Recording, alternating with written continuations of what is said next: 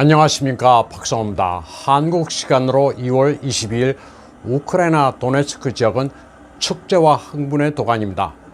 러시아계 시민들이 길거리에 몰려나와 폭죽을 터뜨리며 해방감을 만끽하고 있습니다. 러시아가 도네츠크와 루간스크를 주권 국가로 선언하자 라시아를 외치며 러시아 국기를 흔들고 있습니다. 밤거리에는 요란한 폭죽 소리와 함께 러시아 국가도 울려 퍼지고 있습니다.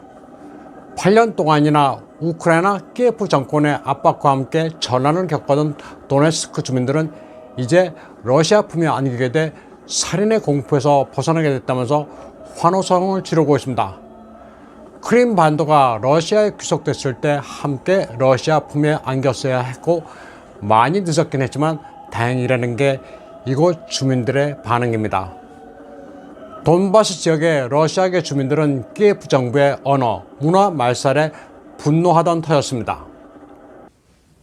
이에 앞서 블라디미르 푸틴 러시아 대통령은 우크라이나에서 자치를 선언한 돈바스 지역의 두 공화국을 주권 국가로 승인한다고 선언했습니다.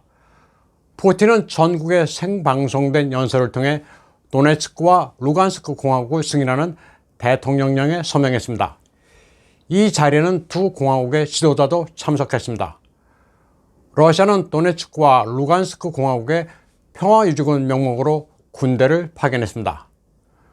최근 돈바스 지역에서는 어린이와 여성, 노약자들 수십만 명이 친우크라이나 세력의 폭격을 피해 러시아로 피신했었습니다. 한국 매체들은 이런 상황에 대해 푸틴, 러시아군의 우크라이나 진입 명령이라는 제목으로 호들갑을 떨면서 보도하고 있습니다. 이런 제목을 보면 러시아군이 하리코프나 벨고로드를 지나 키예프로 밀고 들어가는 것으로 착각하기 쉽습니다. 러시아계가 다수인 두 공화국의 요청을 받고 출병하는 것이기 때문에 푸틴으로서는 침략이 아니라는 명분을 충분히 가지게 됩니다. 푸틴은 서명을 마치고 오래전에 했어야 할 조치를 이제야 취한다고 말했습니다.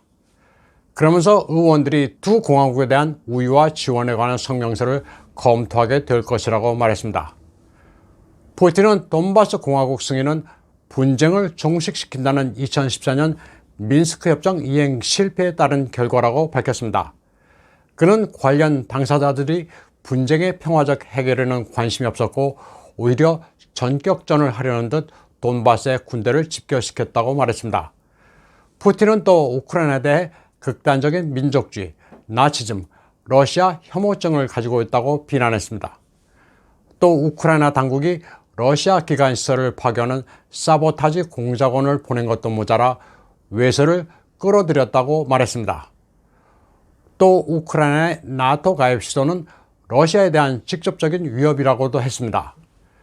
그는 우크라이나는 이웃 국가인 동시에 러시아의 정신세계는 물론 역사적으로 뗄래야 뗄 수 없는 부분이라고 강조했습니다. 또 우크라이나는 러시아와 혈연, 가족관계를 가지고 있으며 친구, 이웃, 동료라고 말했습니다. 또 현대 우크라이나는 러시아, 더 정확히는 볼셰비키 공산 러시아에 의해 만들어졌다고 말했습니다. 또 레닌과 그 일당들은 우크라이나를 러시아의 역사적 영토와는 상관없이 조잡하게 만들어냈고 그 과정에서 수백만 주민들의 의사도 물어보지 않았다고 설명했습니다. 푸틴은 이어 소련의 몰락 이후 키예프는 소련에 속했을 때 자기네들은 공산주의자가 아닌 척 막스의 동상을 끌어내렸다고 말했습니다. 그러면서도 공산주의 청산이라도 제대로 했으면 말을 안 하겠는데 그것도 아니었다고 비판했습니다. 푸틴은 그러면서 러시아는 공산주의 청산이라는 게 뭔지 이미 충분히 보여줬다고 밝혔습니다. 푸틴의 연설이 있기 전 푸틴은 프랑스의 이마누엘 마크롱과 독일의 올라프 숄츠에게 도네츠크, 루간스크 공화국 승인 의사를 귀뜸해줬다고 러시아 RT 방송은 보도했습니다. 당시 마크롱과 숄츠는 실망감을 표시하면서도 외교적 노력은 계속하겠다는 의사를 강조했습니다. 이번 푸틴의 승인은 두 공화국과 키예프 측이 전선에서 발생한 포탄 교전을 두고 서로 상대방의 짓이라고 비난하는 와중에 이루어졌습니다. 도네츠크의 데니스 푸실린과 루간스크의 레오니드 파세치닉은 독립을 지원해달라고 모스크바에 호소했었습니다. 대통령령 승인에 앞서 러시아는 푸틴이 국가안전보장회의를 주재하고 강요들로부터 공화국 승인을 촉구받는 모습을 방송했습니다. 도네츠크와 루간스크 공화국은 2014년 합법적으로 들어선 우크라이나 정부가 마이단 혁명으로 붕괴된 뒤 이에 저항하면서 자치정부를 선언했습니다. 그러나 지금까지 러시아는 물론이고 유엔 회원국들의 승인을 받지 못한 상태였습니다. 모스크바는 줄곧 민스크 협정을 준수한다면서 돈바스와 키예프 간 화해를 추진해온 터였습니다. 지난주 푸틴은 돈바스 지역의 긴장 완화를 위해 우크라이나 정부를 상대로 대화를 촉구했습니다. 푸틴은 키예프와 돈바스가 협상 테이블에 마주 앉아 정치, 군사, 경제, 인도적 조치와 관련해 합의를 이끌어내라고 말했습니다. 그동안 서구 여러 나라들은 계속해서 러시아가 우크라이나를 침공할 것이며 돈바스 지역에 무기 제공 구실을 만들기 위해 자작극을 벌일 것이라고 주장해왔습니다. 그러나 러시아는 침공 의사가 없다면서 이런 주장들을 반박해왔습니다. 그리고 나토의 동진을 제한하는 안보적 약속을 하라고 촉구했습니다.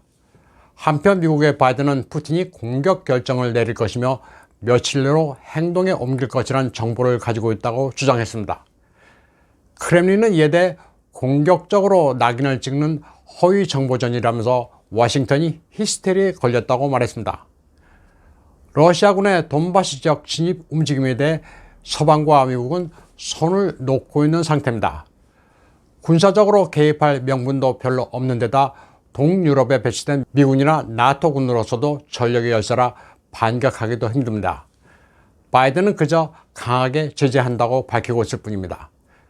그런데 백악관의 젠 사키 대변인은 러시아가 아닌 해당 지역, 즉 도네츠크와 루간스크에 신규 투자를 금지한다고 발표했습니다. 그런데 이는 하나만한 얘기입니다. 2014년부터 총탄과 포탄이 날아다니던 준전쟁적이라 미국의 기존 투자가 있을 리가 없습니다. 그저 넋놓고 바라보는 것을 그럴듯하게 포장한 겁니다. 다음 소식입니다. 베이징 동계올림픽이 끝나자 표면적이지만 중대한 중공 외교의 변화도 감지되고 있습니다. 우크라이나 문제를 주로 다룬 뮌헨 안보회의에 왕이가 출석해 시진핑과는 좀 스탠스가 다른 발언을 했습니다. 각국의 주권, 독립, 영토 보존은 응당히 존중을 받아야 하고 여기서 우크라이나도 예외가 아니라고 말했습니다. 이 문제와 관련해 중공에 질의를 한다면 이는 우리 입장을 왜곡하는 것이라고 말했습니다. 말 자체로 보면 러시아, 우크라이나 간 분쟁에서 우크라이나 편을 든 겁니다. 왕이가 시진핑의 속내를 무시하고 멋대로 발언을 할 리는 없습니다. 시진핑이 푸틴의 등을 돌린 건지 아니면 처음부터 푸틴과 조율을 한 건지는 알 수 없습니다. 다만 중공으로서도 우크라이나는 중요한 나라입니다. 식량을 수입하고 있는 데다 첨단 무기, 특히 전투기 엔진 노하우 유출을 꺼리는 러시아를 피해 방산 기술을 전수받는 나라가 우크라이나입니다. 유럽연합 순번 의장국이 된 프랑스의 마크롱은 4월 대선을 앞두고 국제 무대에서 업적을 쌓기 위해 상당히 부지런히 움직이고 있습니다. 바이든, 푸틴을 오가며 우크라이나 중재역을 자처하던 그는 중공과도 급속히 가까워지고 있습니다. 독일이 최대 자동차 시장인 중공에 공을 들이는 것처럼 그는 2월 16일 시진핑과 전화통화를 갖고 유럽 중공 간 무역을 활성화하기로 했습니다. 거의 2년 동안 지지부진했던 경제교류를 다시 살리기로 합의했습니다. 뿐만 아니라 과거 식민지인 아프리카로 복귀하고 있는 프랑스는 1대1로의 아프리카 연장을 바라는 중공을 끌어들여 제3국 공동투자를 하기로 했습니다. 공동투자는 모두 7개 프로젝트로 17억 달러 규모입니다. 세네갈 수도의 폐수 처리장, 기니아의 새 도로 포장, 코트디부아르의 항구현대화, 가봉 공화국의 세계 수력 발전소 건설 등입니다.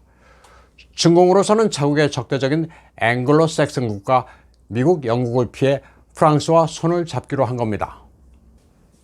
본론으로 들어가 보면 푸틴 대통령의 재가가 나자 러시아 평화유지군은 돈바스 지역에 진주했습니다. 우크라이나 사태가 나토와 유럽 개별국가, 러시아 중공까지 국제관계 전반에 걸쳐 나비 효과를 내고 있습니다. 연쇄 반응을 일으키고 있습니다. 정글로 변한 국제사에서 나쁜 나라, 좋은 나라라는 유화적 발상은 없습니다. 자국에 유용한 나라, 덜 유용한 나라 혹은 해가 되는 나라만 있을 뿐입니다. 이게 국제질서의 본질입니다. 오늘 방송은 여기까지 하겠습니다. 시청해주신 여러분 감사합니다.